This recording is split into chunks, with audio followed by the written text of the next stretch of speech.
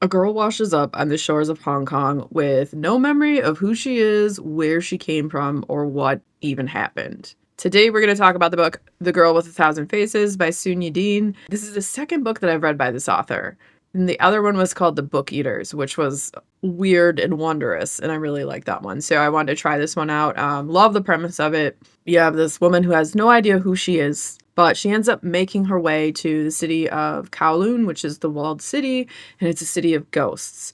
And she finds that she has an affinity to speak to these ghosts. So she becomes a ghost talker, helping these spirits to figure out what it is they need to do to either move on or to exact revenge or to be heard or whatever it is. And some of them will finally go away, and then some of them just hang on and hang around. Mercy Chan, who is the woman who ended up washing ashore, like I said, she didn't know who she was, but she did have carved into her arm a name, which is who she ended up going by. And then eventually she made her way in the city with what she was able to do, becoming a ghost talker. She also has a ghost cat that accompanies her around named Bao. And if you've been around the channel, you may know that I do love it when books have cats in them as characters. Bao is this little sweet little cat that sits on her shoulder until it's time to take care of business. And then Bao will sometimes grow into a big giant cat and attack things and protect Mercy. So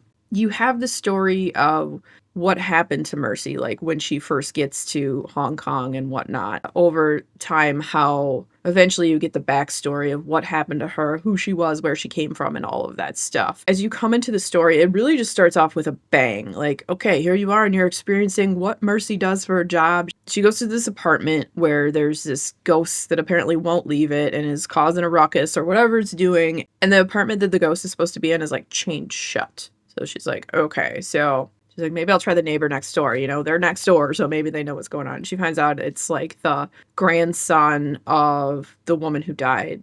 That's the ghost that like won't leave. And so then it's up to her to find out like, okay, why won't this ghost leave? What is the ghost problem? This, that, and the other. And then like a bunch of crazy stuff happens. So you come into the story and it's like with a bang, immediate action. Here you are, let's go. But then it like screeches to a halt. And then you get like the backstory and it like calms down a bit. And that was a bit jarring for me. I feel like that might be a little disruptive in the reading, but I still really like the story because it's weird and it has lore and the ghosts that are in it and what happens. And so Mercy works for this triad that basically tries to like, corral the ghosts and make sure that in Kowloon they're not being all causing too much damage or killing people or whatever the heck is happening. So she works for this woman, Cobra Lily, and Cobra Lily kind of like sends her out to do jobs and whatnot. At some point, Mercy encounters this spirit that's like this water ghost that seems to be very powerful and it's killing people and it's doing all kinds of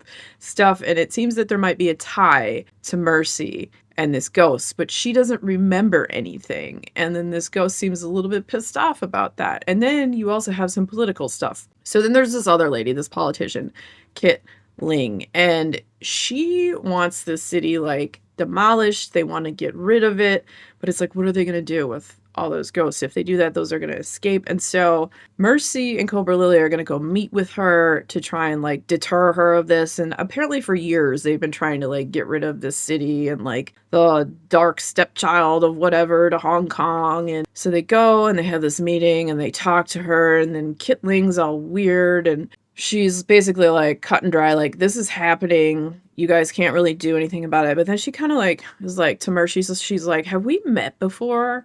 I feel like I know you from somewhere. And Mercy's like, no, we've never met before. I don't know what you're talking about. And then what you find out is that Kit Ling owns property in Kowloon. And to be exact, this politician owns a brothel there that also is an opium den. Cool. You have a very shady politician, and so she tends to majorly benefit from this because she'll be bought out, but she also controls like what some of the pricing is going to be for this. So you have that going on too.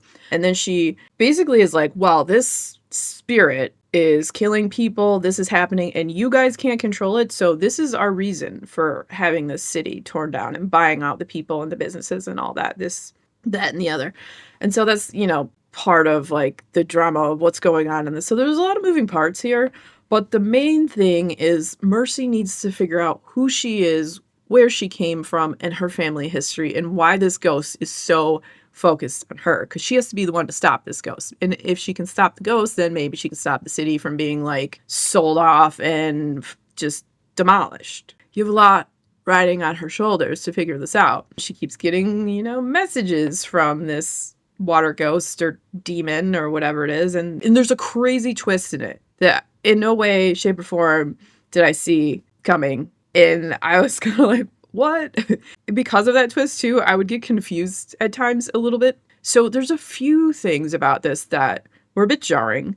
Like I said, you jump into action right away, but then it's pulled back and it slows way down. And then the twist made things for me at least, I just kept getting a little bit confused because what it is, and I can't say what it is without it being a huge spoiler, so I can't tell you, but I can tell you that I definitely enjoy this book.